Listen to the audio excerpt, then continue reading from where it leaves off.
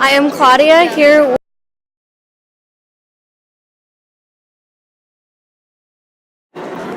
So, what party are you representing? I represent the Republican Party in the state of North Dakota. And what brought you to start your job as a legislator? I have lived in McKenzie County in western North Dakota for all of my life.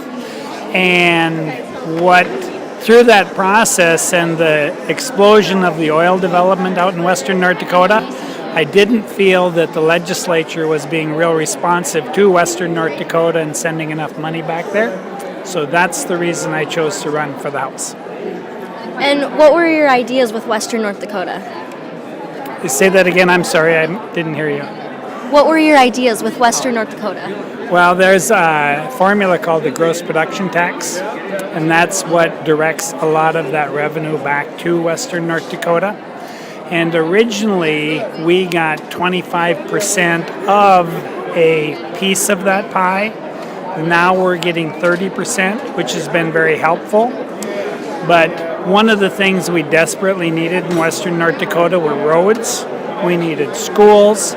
We had this great influx of people, and we really had no place to put a lot of the workers. We had no place to put a lot of the students in the school.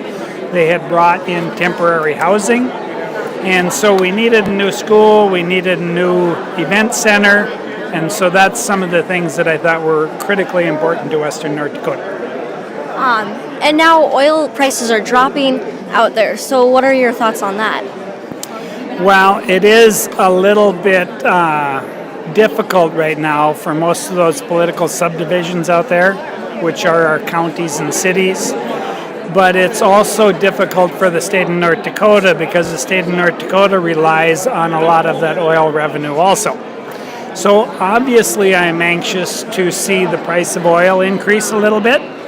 The completion of the Dakota Access Pipeline will add anywhere from, I think they're estimating $3 to $6 to what the state receives for the price of oil.